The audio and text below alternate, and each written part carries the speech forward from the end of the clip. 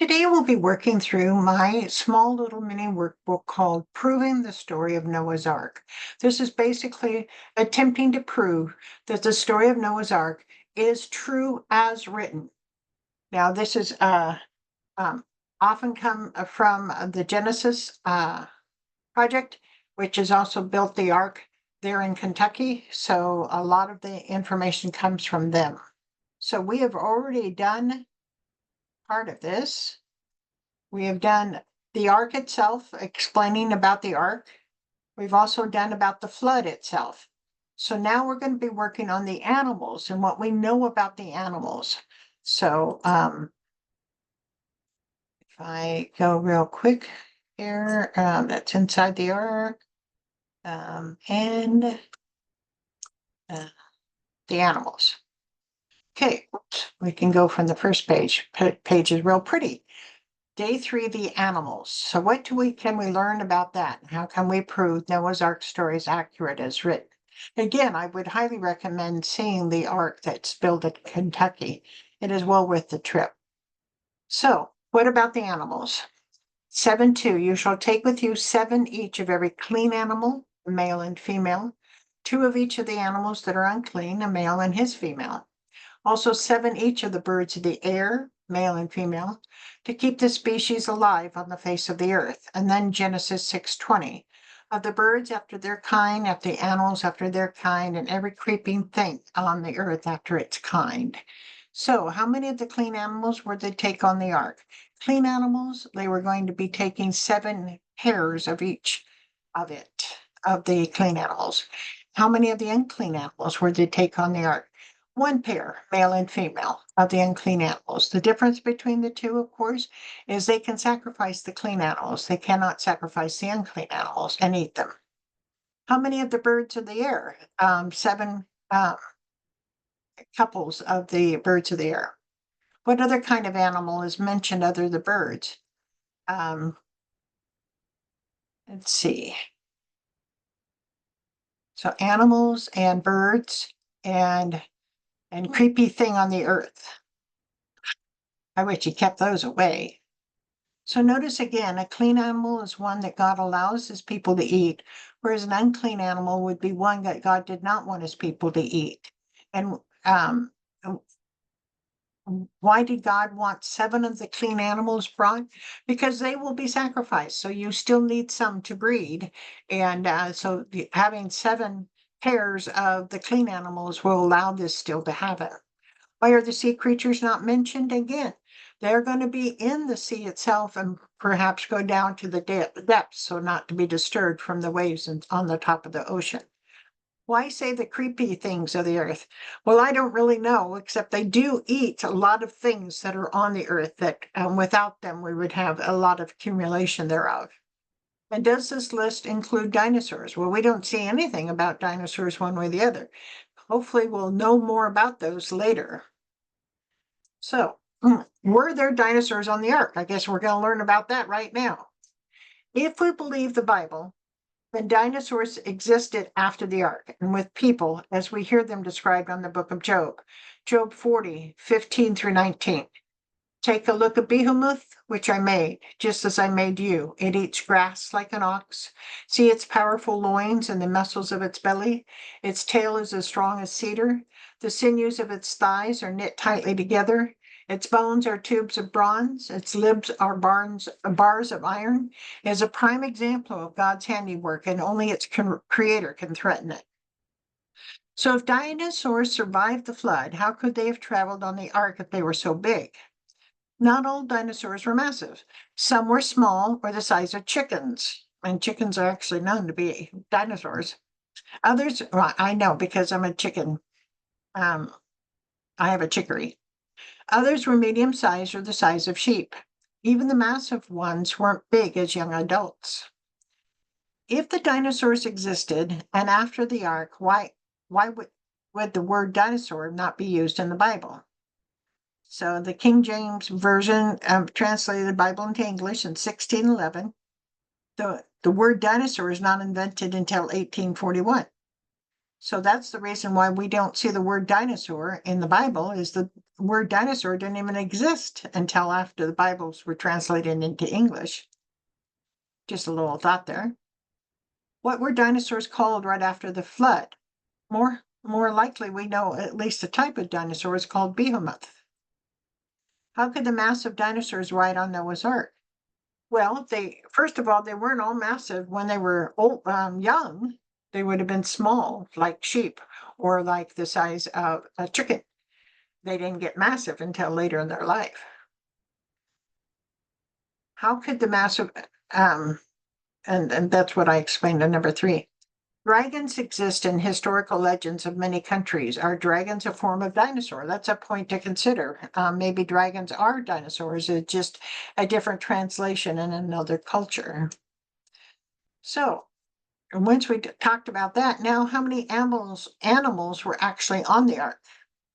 Although we don't know the exact number, the Bible gives us a clue. Genesis 6:20. Of the birds after their kind, of animals after their kind, and of every creeping thing of earth after its kind. What exactly is a kind? This we do not know for sure, but we can come to some conclusions. First, God wanted to bring them on the ark to later repopulate the earth. So kind must have the definition that they're both male and female and that they can reproduce.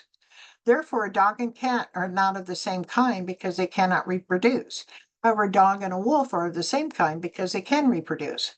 So it appears that a kind relates to our modern animal classification of family. Okay? We see that in that middle column there, if you can read it. So using the information above and the graph to the right, if you can read it, what animals were not on the ark but probably survived the flood? They were not sea animals were not on the ark because they were not land animals. They could handle the sea. And so they were probably not on the ark. What animals were probably on the ark but were not considered in the count? There'd be the arthropods or the ants and insects. So they would probably be too small to count. Why were the animals in 2 not considered in the count? They're just too small. What modern animal classification most closely relates to the biblical word kind?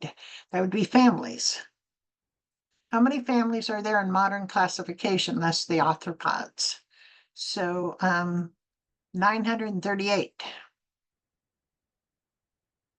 So now we have just to decide how many are considered clean versus unclean, and we have the total, which is done for you, a total of 16,000 animals. And here's a bigger version of that. You can see that the animals were not on the ark. You see the arthropods were probably on the ark, but not counted. You add up all these families, which we consider kind, that's 938. So that is the type. Now we have to figure out how many are clean and unclean, and that we've already done. So 1,600 animals on the ark. Now we got to figure out, can they fit on the ark? Well, first let's find out how the animals came to the ark. The Bible tells us that Noah did not gather the animals, but rather the animals came to him on their own. Genesis 6:20. Of the birds after their kind, of animals after their kind, and every creeping thing of the earth after its kind, 2 of every kind will come to you to keep them alive. How is this possible? Although we don't know for sure, we do know that the migration instinct in animals is not fully understood. We do know that present-day animal migration can cross long distances and usually is connected to mating and the weather changes they instinctively know are coming. Many early cultures predict future weather changes based on animal migrations. Would this migration instinct have moved the animals ahead of the coming flood? If this is the case, why only the specified number? There's much about migration we don't understand. For instance, not every animal of the same species have the same migration instinct. The monarch butterfly was born in summer, lived only 2 to 5 weeks, but other monarch butterflies will live up to 9 months and travel over 3,000 miles from the California Rockies to central Mexico. Why some and not others? What is our best guess about how the animals came to the ark? Migration. What 2 reasons can animals migrate, can cause animals to migrate. Weather and food. Can the migration instinct vary in the same animal species? Yes. So basically, the concept is God created in these animals the call to the ark. They migrated to the ark in order for food. So now, how old were the animals in the ark? We can actually figure this out somewhat.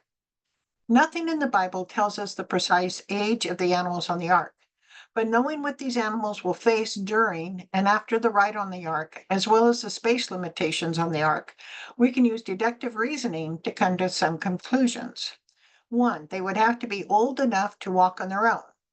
So they could not be a baby, right? They could not be a baby. They have to be old enough to walk on their own. So we've scratched out all babies of all the animals. Two, they would have to be old enough to live without the guidance of their parents. So they need to already know how to fly, to hunt, and to defend themselves. So they, again, could not be a baby, right? Again, they have to have all this information already.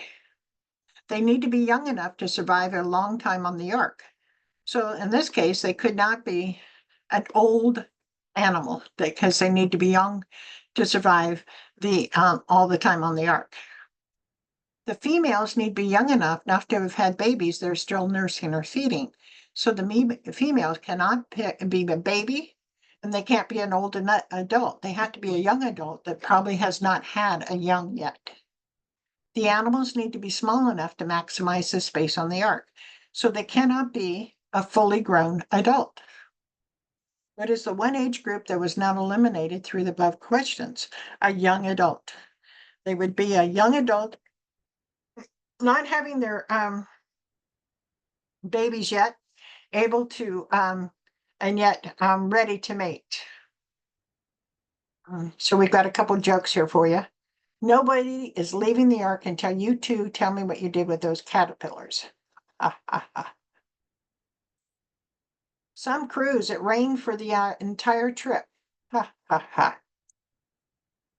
Oops, oh crap, was it today?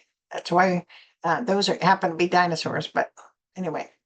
So that's the end of this chapter, and I hope you enjoyed it.